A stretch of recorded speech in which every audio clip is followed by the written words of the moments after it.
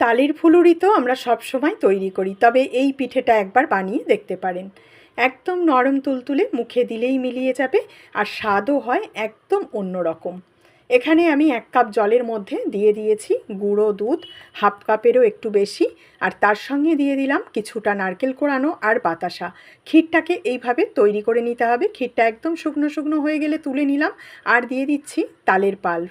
এখানে আমি হাফ বাটি মতন তালের পাল্প নিলাম, আর তার সঙ্গে দিয়ে দিলাম অল্প একটু নুন, আর দিয়ে দিলাম 1 চামচ চিনি। দিয়ে জল দিয়ে এটাকে ভালো করে মিশিয়ে নিতে হবে। আর তারপরে দিয়ে দিলাম 1 বাটি সুজি।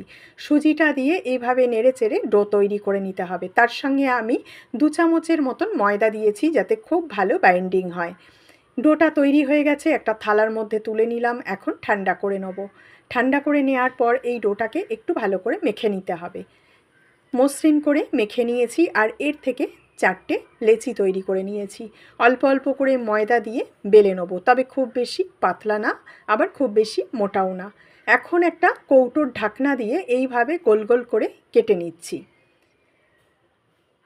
সব কটা এভাবে গোল গোল করে কেটে নিলাম। যে কোনো একটা কৌটোর ঢাকনা কিংবা গ্লাস দিয়ে কেটে নেবেন, সব কটা সমান হবে। আর ঠিক এইরকম থিকনেস রাখতে হবে। এবারে একটা নিয়ে তার মধ্যে মাঝ বরাবর এই পুরটা দিয়ে দিলাম, দিয়ে আরও একটা চাপা দিয়ে দিলাম, দিয়ে চারিপাশটা খুব ভালো করে মুড়িয়ে নিতে হবে। চারিপাশ মুড়িয়ে নেওয়ার পর একটু এইভাবে আঙুল দিয়ে চেপে চেপে ডিজাইন করে দিচ্ছি। তৈরি হয়ে গেল তালের চন্দ্রকলা পিঠে। এই পিঠেটা যেমন নরম হয় আর তেমনই খেতেও হয় দুর্দান্ত। সব কটা পিঠে এই একই রকমভাবে তৈরি করে নেব।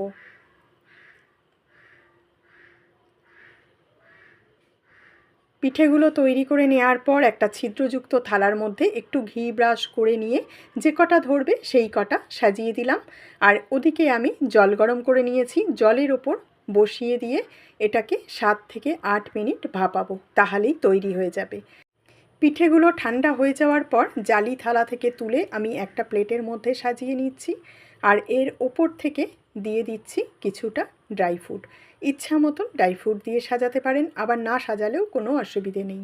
দেখুন একদম পুরে ঠাসা এই পিঠে খেতে দুর্দান্ত হয়। রেসিপি ভালো লাগলে প্লিজ একটা লাইক করবেন।